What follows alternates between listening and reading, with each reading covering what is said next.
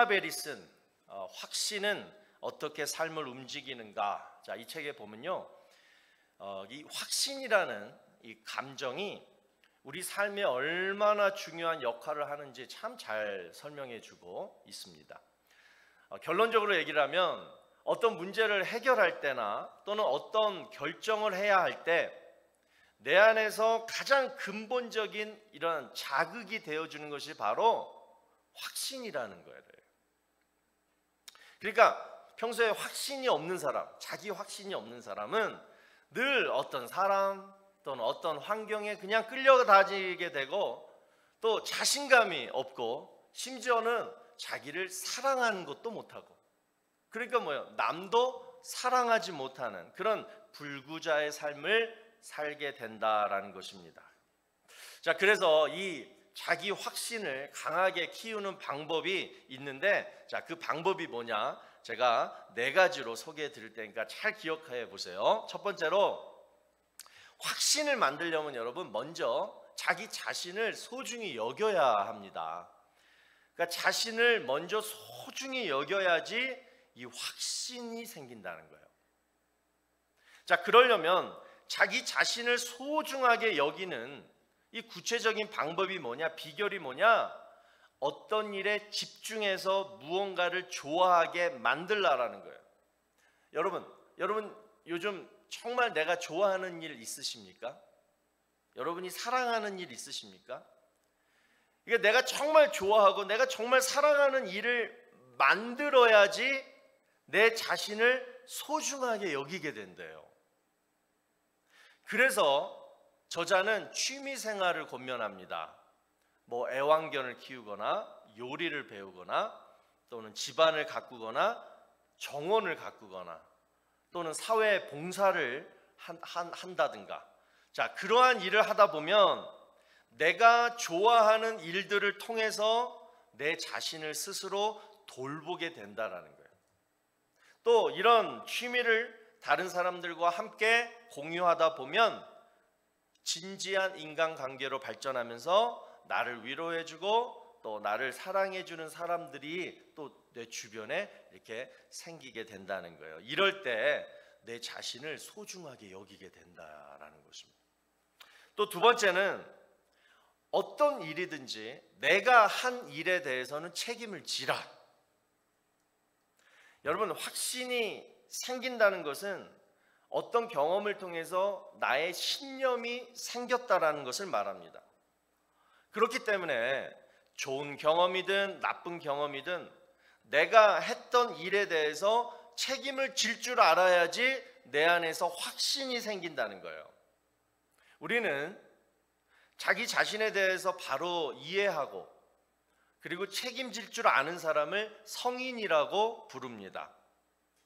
아직도 자기가 누구인지 모르고 늘 남만 의지하고 무슨 일만 있으면 다 남 탓만 하고 그렇게 살면 나이가 뭐 20살이 넘었어도 아직도 성인이 아니라는 거예요. 그렇게 살다가는 내 안에 뭐가 없다? 확신이 안 생긴다는 거예요. 자기 확신이 없다는 거예요. 또 3번째는 자기 절제와 정서적 안정을 위해서 늘 노력하라.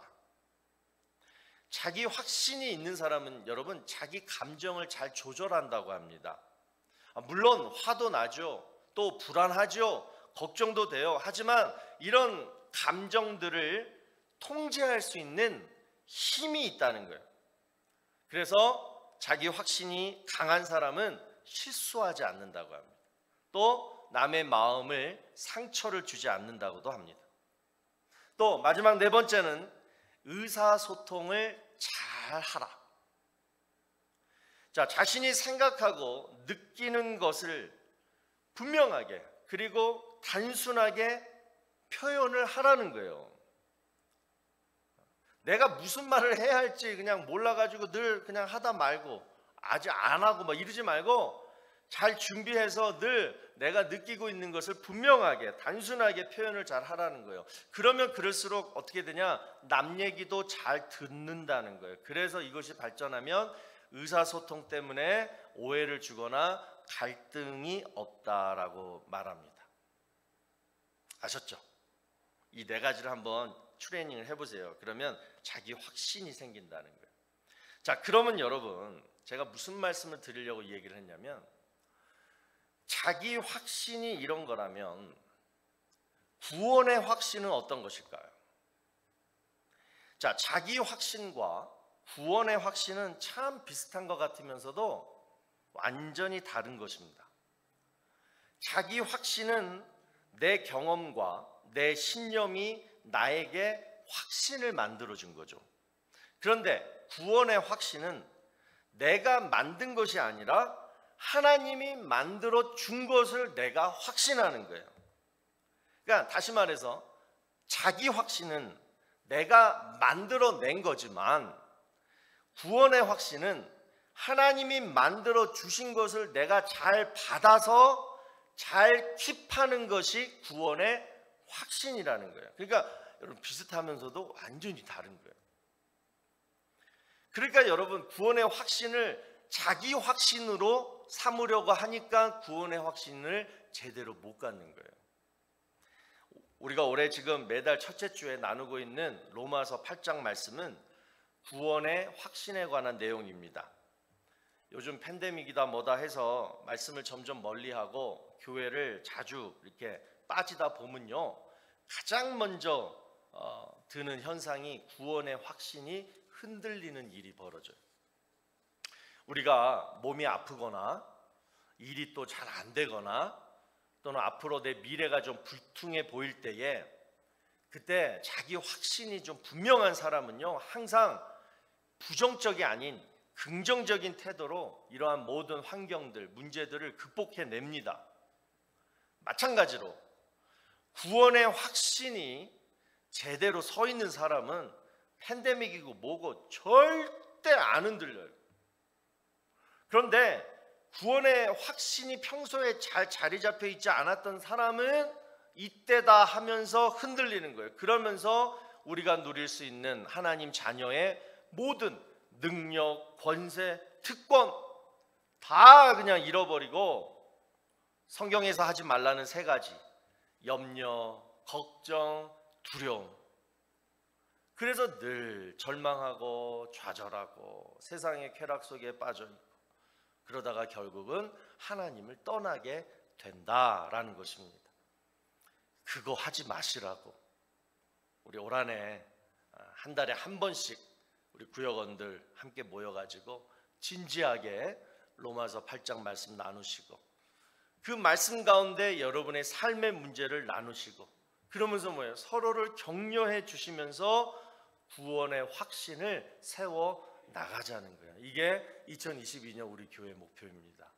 한 성도님도, 한 구역원도, 한 구역도 이 일에 다 정말 빠지는 사람 없이 다 동참하셔서 올 연말에는 구원의 확신이 우리 모든 성도님들 각 개인들마다 바로 서 있을 수 있기를 주의 이름으로 축원합니다.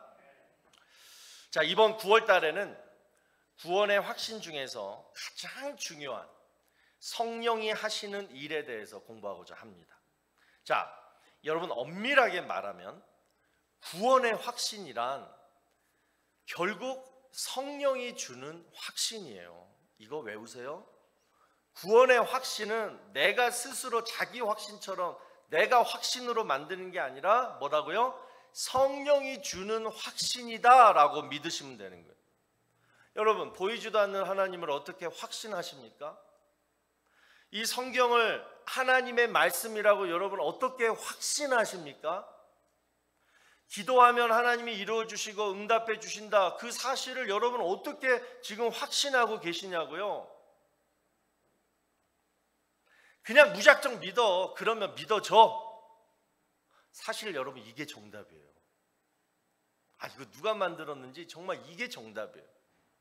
여러분, 무작정 믿어, 이 얘기는 뭐냐면 내 의지로 예수님을 믿겠다, 하나님을 살아계신 하나님으로 내가 믿겠다, 이 의지적인 결단을 하나님 앞에 드리는 것을 말합니다. 그러면 그 다음에 어떤 일이 벌어지냐면 믿어지는 역사가 일어나는 거예요. 할렐루야. 그 일을 누가 하느냐? 성령님이 하신다는 거예요. 그러니까 무작정 믿으면, 의지적인 결단을 하나님 앞에 올려드리면 여러분 어떻게 되냐? 성령님께서 역사하신다는 거예요. 그래서 하나님 믿겠습니다. 제가 이제부터 하나님 믿겠습니다 하고 내 마음을 열어드리면 이 열려진 마음 문으로 성령님이 들어오셔서 역사하시기 시작하는데, 어떻게 역사하시냐면 확신 있는 그리스도인으로 만들어 가신다라는 거예요. 그러니까 믿겠습니다 할 때는 어떤 확신이 없어요. 구원의 확신이 없는 거예요. 그런데 뭐요? 믿겠습니다 하고 의지적인 결단만 보여드리면 누가? 성령님이 이제 확신 있는 그리스도인으로 내 안에 믿음의 확신을 만들어 주신다라는 거예요. 따라서 구원의 확신은 뭐다? 성령의 확신이다. 자, 그러면 도대체 성령님은 우리를 어떻게 확신 있는 그리스도인으로 만들어 가시느냐, 오늘 본문을 보면서 함께 살펴보고자 하는데요. 자, 오늘 본문 26절 전반절을 보시면 지금까지 로마서 8장의 내용이 어떤 내용이 있는지 한마디로 정리해 주는 말씀이 나옵니다. 이와 같이 성령도 우리의 연약함을 도우시나니. 자, 여기서 이와 같이, 이 말은 지금까지 성령이 우리의 어떤 연약함을 도우셨는지 그 내용을 지금 말씀해 주고 있습니다. 자, 한번 복습해 볼게요. 로마서 8장 3절을 여러분 보시면 우리의 연약함을 이렇게 말씀해 주고 있습니다. 율법이 육신으로 말미암아 연약하여 할 수 없는 그것을 하나님은 하시나니. 자, 우리가 언제 연약해지느냐? 우리가 연약한 이유는 바로 육신적으로 살고 있기 때문에 연약해진다라는 거예요. 여러분, 우리의 육신은 우리를 연약하게 만듭니다. 하지 말라는 것을 하게 만들고, 먹지 말라는 것을 먹게 만들고, 보지 말아야 할 것을 보게 만들고, 생각하지 말아야 할 것을 생각하게 만드는 것이 바로 우리의 육신이라는 거예요. 자, 그러면 이 육신의 연약함은 언제 끝나느냐? 언제 끝나겠어요? 내 육신이 없어질 때. 깨꼬까닥. 육신의 죽음. 죽으면 육신 때문에 연약해지지 않죠. 또 두 번째, 이건 이제 나중 얘기고, 그건 아무 쓸데없는 얘기고, 진짜 우리가 이제 이걸 해야 된다는 건데 뭐냐면 로마서 8장 9절 말씀. 하나님의 영이 거하시면 너희가 육신에 있지 아니하고, 이 말씀이에요. 그러니까 성령님이 내 안에 거하셔서 내 육신의 생각과 내 행위를 끊게 만드시면 뭐예요? 연약함이 없어진다라는 거예요. 여러분, 우리는 이것을 경험해야 돼요. 이 경험을 하기 위해서는 방법이 뭐냐? 성령의 충만함을 받아야 된다. 그러면 성령의 충만함을 어떻게 받느냐? 우리가 말씀 보고 뜨겁게 예배를 사모할 때에 성령의 충만함이 내 가운데 임하게 된다라는 거예요. 두 번째로 우리를 연약하게 만드는 것이 뭐라고 말씀하냐면 로마서 8장 17절 말씀에 우리가 그와 함께 영광을 받기 위하여 고난도 함께 받아야 할 것이니라. 자, 우리가 겪는 고난, 이 고난이 우리를 연약하게 만든다라는 거예요. 여러분, 그 오징어 게임, 그 드라마에 보면 이제 막 그 달고나 뽑기 뭐 그런 게 나와요. 우리 어렸을 때, 저 유치원 때 저희 유치원 바로 앞에 그 달고나 뽑기 그 아저씨가 있었는데요. 그 뭐예요? 설탕을 국자에다가 막 녹이고 베이킹 소다를 좀 치면은 이게 부풀어 오르죠. 그거를 뭐예요? 철판에다가 딱 붓고 뭐 동그란 걸로 그냥 납작 이렇게 누르고, 그 다음에 또 뭐 있어요? 그 뭐 동그라미 또는 뭐 세모, 별 모양, 뭐 우산 모양, 이런 틀이 있잖아요. 그걸로 한 번 꽉 또 눌러줘요. 그리고 이제 그걸 가지고 어떻게 합니까? 에? 그 옷핀으로 그냥 꽉 눌러가지고 그걸 떼어내는 거예요. 그 모형을 만들어내는 거예요. 예. 그리고 혀로 침을 발라가지고 그걸 녹여요. 막 녹여가지고 이제 별 모양을 어떻게 딱 만듭니다. 그거를 이제 그 주인 아저씨한테 딱 주면 뭐예요? 이따만한 금붕어 막 그런 거, 막 칼 막 이런 거, 설탕, 그거 막 받으면 막 자랑하고 그랬잖아요. 여러분, 우리가 왜 고난을 당할까요? 세상 사람들은 고난을 고난이라고 안 불러요. 그냥 힘든 일, 어려운 일, 고통스러운 일, 아픈 일, 재수 없는 일 이렇게 부르지만 우리는 그런 것들을 고난이라고 불러야 돼요. 그 이유가 뭐냐? 고난의 유익이 있기 때문에 그래요. 자, 여러분, 달고나 뽑기랑 똑같은 것 같아요. 내 못난 모습, 별을 만들려면 그 나머지 것들, 그것들이 다 내가 못난 모습이고 내가 버려야 할 모습들인데, 그리고 그걸 다 떼놔야지 뭐예요? 예수님의 모형으로 만들어지거든요. 이 과정이 뭐라고요? 고난이라는 거예요. 그래야지 내가 크리스찬으로서 예수님의 성품을 담게 되고 예수님의 능력을 얻게 되고 예수님의 뜻대로 살게 되는 거예요. 그러려면 내가 뭐예요? 납작 눌러줘야 돼요. 납작 눌러줘서 낮아져야 되고, 그리고 하나님의 말씀의 검으로 계속 찌름을 당해야 돼요. 계속 깨달음이 있어야죠. 그래서 나를 납작 눌러서 낮아지게 하고 하나님의 말씀의 검으로 계속 찌름을 당하게 하는 것, 그러면서 뭐예요? 점점 예수님의 모형으로 닮아가게 하신다는 거예요. 그러니까 여러분, 우리가 고난을 겪을 때 힘들겠습니까? 안 힘들겠습니까? 힘들죠. 납작 눌림을 당해야 되니까 자존심 상하는 일도 있고 억울한 일도 있고 그냥 풀이 확 죽는 일도 있고, 그러면서 뭐예요? 점점 낮아지는 거예요. 또 평소에는 성경 말씀 한 절도 안 읽다가 내가 너무 힘드니까, 내가 당하는 고난이 너무 무겁고 힘드니까 우연이든 아니면 그냥 하나님이 듣게 해주시든 그 들려진 성경 말씀 한 구절이요 막 너무나 막 위로가 되고 은혜가 되고 막 힘이 되는 그러한 체험을 그 고난당할 때 하게 된다는 거예요. 그러면서 뭐예요? 들려진 말씀이 내 마음판에 바늘처럼, 옷빈이 막 찌르는 것처럼 나를 콕콕 찌르는 거예요. 그러면서 뭐예요? 그 말씀이 내 마음판에 새겨지는 거예요. 여러분, 이것을 우리는 고난이라고 부릅니다. 내가 변하고 하나님의 말씀이 새겨지는 과정, 그래서 결국 하나님이 예비하신 새로운 축복의 기회를 얻게 만드는 내 인생의 훈련 과정, 이것이 고난이라는 거예요. 그런데 여러분, 우리는 이 고난을 겪을 때 정말 힘들잖아요. 힘들어요. 고난 겪는데 강해지는 사람이 어디 있어요? 힘들죠. 그런데 이 힘든 고난을 겪고 있을 때에 내 곁에서 함께 있어주는 분이 계시는데 그분이 바로 성령님이라는 거예요. 다 따라해 보세요. 고난 옆에는 성령님이 계시다. 본문 26절을 보시면 성령도 우리의 연약함을 도우시나니, 그러니까 고난을 겪을 때 우리는 연약하지 않을 수가 없어요.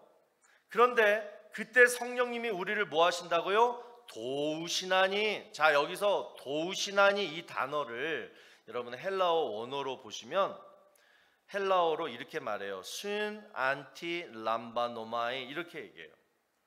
자, 그 뜻이 뭐냐면 순은 함께 곁에서 이 뜻이고, 안티 이 말은 내 손이 미치지 못하는 먼 곳에서 이 뜻이고, 람바노마이 이거는 번쩍 들어서 옮겨주다 이 뜻이에요. 자, 이거를 번역해 보면 뭐냐?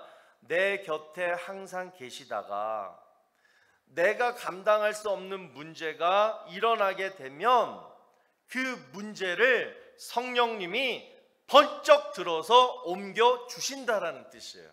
이게 뭐라고요? 우리의 연약함을 도우시다, 이 도우시다라는 뜻이라는 거예요. 여러분, 인생길에 지금 앞에 커다란 바위가 앞을 가로막고 있습니다. 이것을 지금 치우지 않고서는 어떤 일도 할 수가 없어요. 그런데 이 일을 내 힘으로는 감당할 수가 없어요. 죽으라고 해도 감당이 안 돼요. 그런데 어떤 힘 있는 사람이 그 큰 바위를 그냥 번쩍 들어가지고 치워줬다고 생각해봐요. 이제 내 인생길은 뚫리는 거예요. 이제 걸어갈 수 있는 거예요. 해결이 된 거예요. 누가 해줬다고요? 순 안티 람바노마이, 성령의 도우심이라는 거예요. 오늘 이 시간 평소에 육신의 정욕 때문에 늘 연약함 속에 빠져 살거나 또는 당하는 고난 때문에 내가 지금 어떻게 해야 할지 몰라가지고 안절, 부절, 우왕, 좌왕 그러한 성도님이 계시다면 오늘 이 아침에 성령의 도우심, 우리가 연약할 때 도와주시는 성령의 도우심을 꼭 받게 되시기를 주의 이름으로 축복합니다. 사모하시면 받아요. 그러면 성령의 도우심은 구체적으로 무엇이냐? 자, 성령이 우리를 어떻게 도와주시느냐? 자, 그 방법이 본문 26절 후반절에 나옵니다. 다 같이 보시면 우리는 마땅히 기도할 바를 알지 못하나 오직 성령이 말할 수 없는 탄식으로 우리를 위하여 친히 간구하시느니라. 자, 성령님이 우리를 어떻게 도와주시느냐? 첫 번째는 말할 수 없는 탄식으로 우리를 위하여 위로해 주신다는 거예요. 위로. 자, 여기서 그런데 먼저 탄식이라는 저 단어가 여러분 얼마나 중요한지 몰라요. 우리가 연약하기 때문에 성령이 탄식하신다는 거예요. 이 말은 하나님은 우리의 연약함을 다 아시고 이해하고 계시다라는 거예요. 그리고 도와주신다라는 거예요. 그 도와주시는 방법이 뭐냐? 성령의 위로라는 거예요. 여러분, 우리가 마땅히 기도해야 할 때 기도할 수조차도 없을 만큼 우리 삶이 무너져 내릴 때가 있습니다. 그럴 때 있잖아요. 그럴 때 성령님이 우리를 위로해 주신다는 거예요. 너 왜 기도 안 해? 너 왜 이런 고난 당하는 줄 알아? 너 잘못이야. 누구 남 탓하지 마. 지금 네가 잘못해서 이러한 결과가 얻게 된 거야. 빨리 무릎 꿇고 기도해. 회개 기도해. 이렇게 책망하실 줄 알았는데 책망하는 게 아니라 뭐예요? 성령님이 옆에서 탄식함으로 옆에서 위로해 주신다는 거예요. 조봉희 목사님이 쓰신 위를 바라보게 하는 힘이라는 책에 보면 위로라는 단어를 이렇게 말씀해 주고 있습니다.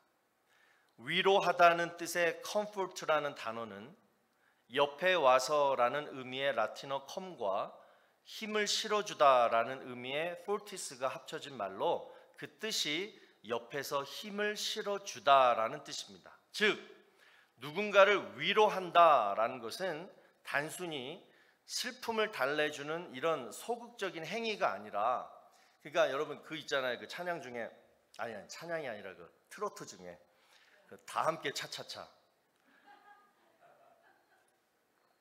그 가사가 이래요. 한번 들어보세요. 제가 부를 수는 없고 근심을 털어놓고 다 함께 차차차.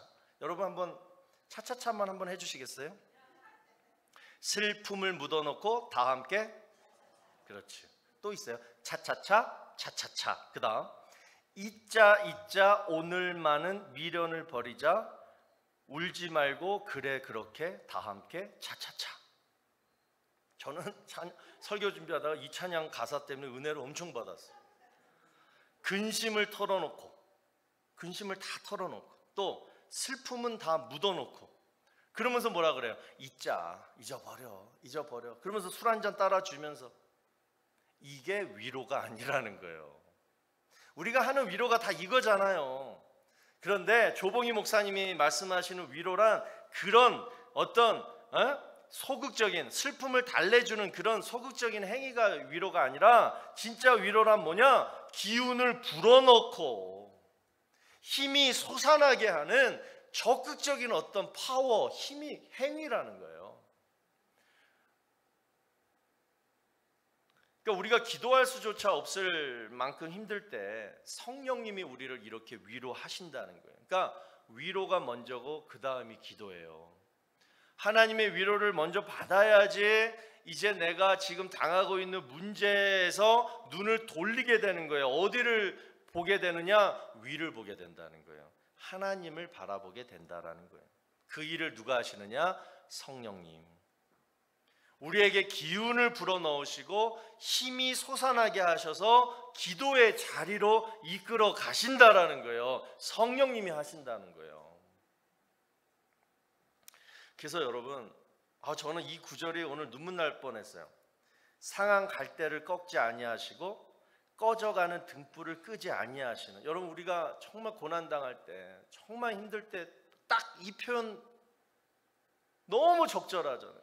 상한 갈대, 이미 뭐 그냥 다 꺾여 있는데 그거를 꺾지 아니하시고, 다 등불이 지금 꺼져 가고 있는데 그걸 그냥 끄지 아니하시는, 그렇게 막아주시는 참 좋으신 우리 하나님의 위로함을, 기도해 그러면 내가 위로해 줄게가 아니라 먼저 위로해 줄게, 그 다음 기도의 자리로 이끌어 주시는 우리 하나님의 이 위로함을 우리 성도님들 오늘 시간 다 받게 되시기를 축복합니다. 근데 다시 보세요. 그냥 위로가 아니라 뭐예요? 탄식함으로 위로하신대요. 이 말은 뭐냐? 내 입장에서 위로해 주신다는 거예요. 그러니까 죄를 지은 죄인의 입장에서, 거룩하신 하나님이, 실패자의 입장에서 하나님이, 병자, 몸이 아픈 이 병자의 입장에서 하나님이 내 입장을 다 이해하시면서 위로해 주신다라는 거예요. 그 일을 하시기 위해서 하나님이 인간으로 오신 분이 바로 예수님입니다. 우리의 연약함을 먼저 다 경험하시고, 그리고 지금 우리를 위로하시기 위해서 예수님이 이 땅에 오셨다는 거예요. 그래서 모든 병자들을 만나셨어요. 모든 죄인들을 다 만나셨어요. 또 우리 인간들이 이 땅에서 살 때 누리게 되는, 느끼게 되는 억울함, 절망감, 연약함, 이 모든 것을 다 예수님도 느끼셨다라는 거예요. 누구를 위해서? 바로 지금 연약한 나를 위로해 주시기 위해서 그렇게 하셨다라는 거예요. 여러분 믿으시기 바랍니다. 오늘 이 성령님의 위로하심이 정말 힘든 여러분들에게 꼭 임하기를 간절히 바랍니다. 두 번째로 성령님이 우리를 어떻게 도와주시느냐, 본문 27절을 보시면 마음을 살피시는 이가 성령의 생각을 아시나니 이는 성령이 하나님의 뜻대로 성도를 위하여 간구하심이니라. 첫 번째가 성령의 위로라면 두 번째는 성령의 기도예요. 자, 어떤 기도냐? 하나님의 뜻대로 기도할 수 있도록 우리를 도와주신다는 거예요. 그리고 하나님의 뜻이 우리 삶 속에 임하도록 우리를 위해서 또 기도해 주신다는 거예요. 여러분, 우리가 힘들고 지쳐서 정말 무엇을 어떻게 해야 할지 몰라 막막해하고 있을 때, 성도라면 하나님의 뜻만 알면 모든 것이 다 해결됩니다. 내가 하나님의 뜻을 알아가지고 그 뜻대로 내가 방향을 맞추고 이제 내가 일어나서 그 방향대로 걸어가면 여러분 이제 모든 것이 다 해결되는 거예요. 그 축복이 다 예비된 축복이 있는 거예요. 그런데 문제는 내가 고난 중에, 내가 지금 연약해서 힘들어 다 지쳐 있는데 그때 내가 어떻게 스스로 하나님의 뜻을 알 수 있느냐? 그게 힘들죠. 점쟁이를 찾아갈 수도 없고, 목사한테 가서 좀 물어보려고 그러면 내 지금 사정을 또 다 그냥 얘기해야 되고, 뭐 목사라고 또 딱 얘기해 주는 것도 아니고, 스스로 하나님의 뜻을 아는 방법이 너무 힘든 거예요. 그런데 방법이 있다는 거예요. 성령이 하나님의 뜻대로 나를 위하여 간구하심이니라. 이게 여러분, 이 문제를 내가 이제 앞으로 어떻게 결정해야 하지? 이럴 때 여러분이 결정하시기 전에 먼저 성령님께 꼭 물어보세요. 중요합니다. 이제 하나님의 뜻을 알기 위해서 성령님께 물어보는 방법 두 가지예요. 첫 번째는 여러분이 기도하시기 전에 어떤 기도를 하시든 간에 여러분 기도하기 전에 먼저 성령님께 이 기도를 꼭 하셔야 돼요. 뭐냐면, 성령님, 지금 내가 원하는 것 말고 나에게 필요한 것을 제가 기도하게 해주세요. 다시, 성령님, 지금 내가 원하는 것 말고 나에게 지금 필요한 것을 내가 기도하게 도와주세요. 이 기도를 성령님한테 하시라는 거예요. 여러분, 우리 기도의 중요성 너무 잘 알고 있어요. 기도만 하면 하나님이 이루어 주신다. 그런데 기도의 응답은 없고 기도의 열매가 왜 없느냐? 자, 그 이유는 기도의 내용이 잘못되었기 때문이라는 거죠. 우리는 늘 내가 원하는 것만 기도해요. 그런데 하나님은 나에게 필요한 것만 주시려고 해요. 그러니까 이 두 개가 틀리니까 기도 응답이 없어지는 거예요. 여러분, 내가 지금 필요한 것이 바로 하나님의 뜻인 줄로 믿으시기 바랍니다. 그래서 우리가 기도하기 전에 반드시 필터링 해야 할 것이 뭐냐면, 내가 원하는 것과 나에게 지금 정말 필요한 것이 일치되도록, 다시 말해서 내가 원하는 것이 하나님의 뜻이 될 수 있도록 성령님께 먼저 도움을 구하시라는 거예요. 성령님이 도와주세요. 또 두 번째로, 여러분이 어떤 일을 결정하시기 전에 먼저 성령님께 구해야 할 것이 뭐냐면, 두 번째, 내 마음을 새롭게 해달라고 기도를 하세요. 로마서 12장 2절에 보시면 이런 말씀이 있어요. 너희는 이 세대를 본받지 말고 오직 마음을 새롭게 함으로 변화를 받아야지 하나님의 선하시고 기뻐하시고 온전하신 뜻을 분별할 수 있다, 이 말씀이거든요. 그러니까 하나님의 뜻, 어떤 뜻이에요? 선하시고 기뻐하시고 온전하신 그 뜻을 분별하려면 성령님의 도우심이 필요한데, 언제 그 성령이 임하시느냐, 언제 돕게 하시느냐? 내가 이 세대를 본받지 말고 내 마음을 새롭게 함으로 변화를 받을 때 성령이 임하고 하나님의 뜻을 알려주신다라는 거예요. 근데 우리가 스스로 내 마음을 새롭게 하는 거 잘 못하잖아요. 누구한테? 성령님한테. 성령님, 내 마음을 새롭게 해주세요. 다시 얘기해서 세상의 정욕, 이 세대가 즐겨하는 것, 세상의 정욕 다 끊고 깨끗한 마음으로 성령의 임재를 사모할 때에 성령이 그 다음부터 역사하시는데 내 마음을 새롭게 해주시면서 하나님의 뜻을 알게 해 주신다라는 것입니다. 여러분, 우리가 새로워지려고 노력해야지 내 삶이 새로워집니다. 교회도 가정도 일터도 마찬가지예요. 내가 새로워지려고 결심할 때에 새로워지는 축복이 일어나는 거예요. 이것이 성령을 통한 하나님의 기적의 역사예요. 우리 시간 한번 기도하십시다.